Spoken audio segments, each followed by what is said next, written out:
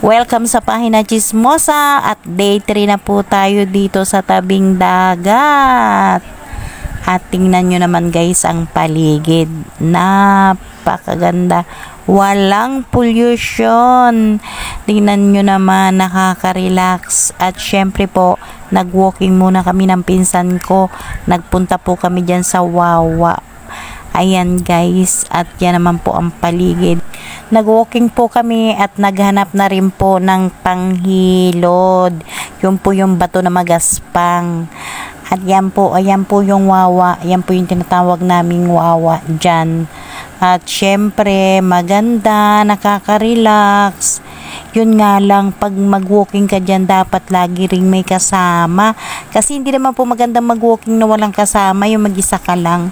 Hindi po ba? Wala yung kakwentuhan. Ayan, nagsinyasa po yung lola nyo na day 3 na nga daw po siya dito sa tabing dagat.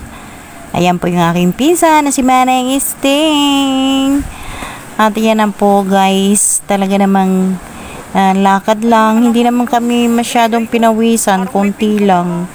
Kasi nga, hindi naman, kasi pag mag-walking ka, kailangan yung mabilis para pawisan ka. At dumaan na nga po kami dyan sa bahay niyan at nagpagawa ng bakod ang aking pinsan. Pinsan ko na, BFF pa. Ayan guys, pasok tayo, manang. At nakikita ko na rin po yung kanilang ginawang lagayan ng tubig kasi po dito sa amin mahirap po ang tubig. Ayan o. Oh, okay din pala. Oh, nilagay niya dun sa taas. So, kasi po dito sa amin nag-iipon po kami ng tubig. At napadaan din po kami doon kay Umay at salamat sa Ausip. Tawag po sa amin yan Ausip guys. Inakyat pa niya po yung Ausip na maraming langgam. At syempre po para pa ako mabigyan ng Ausip. Tingnan nyo guys. So ayan yan po ang Ausip. Yan po ang tawag. At napadaan din po ako doon sa bilihan ng tuyo kay May Telma. Sa kaklase ko pong si Telma. Sa kabats ko po. Ayan. At ayan po update po natin at gumagawa pa rin po yung pinsan. Pamangking ko ng tiles. At yan na po. Dahil sa kagustuhan ko po makatikim ng tuyo, ay nagprito po agad ako ng tuyo pagdating. At syempre po, may naku, ang bango po niyan guys, grabe, iniihaw pa lang, ang bango-bango na. Hingi tayo at kay Manong ng kapaya. Tapos po magprito ng tuyo, ay ako po pinahingi ni Manoy ng papaya. At syempre po, pumunta lang po ako doon sa bahay ng pinsan ko at kumuha ako ng papaya. Ayun. Ayan. Yan. Pila ang Manong oh.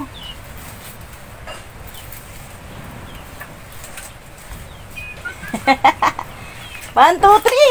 Ayun, oy, Manong naging 3. Dapat isa lang. Noy, sayang. Ang sama sa paggata. Ayan guys, pag may itinanim, may asong kitin. O, di ba ga? Sa pinsan ko po ito guys. Asa uli muna natin yung bunga. Ano yung kapayang ligaw? Di ba kapaya ni Undong? Kapaya ni Unyang yan. Yan, nakakuha na po tayo ng panglagay sa tinola ni Manoy. Ayan guys, at pagkatapos ko naman pong kumuha ng papaya, ay ang lola nyo ay naglaba. Ayan, lola, sa sunod na i-content mo, yan, tiyan mo, i-content mo. Kasi sobra kang kumain ng kanin. Yes guys, matakaw akong kumain.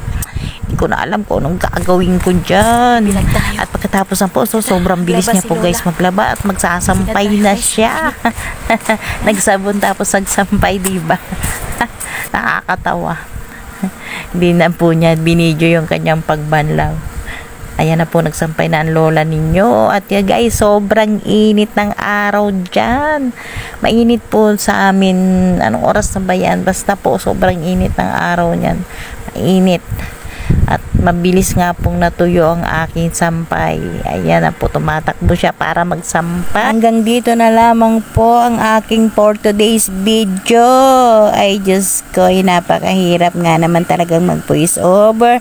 Lalo na po kung wala ka naman talaga namang sasabihin. naman lolo, bakit ba naman? Baka naman pwede naman may background music para naman maganda. Kaya lang wala naman po talaga. And shoutout po talaga dun sa tracking ni Borsena at sa mga ano ba yun?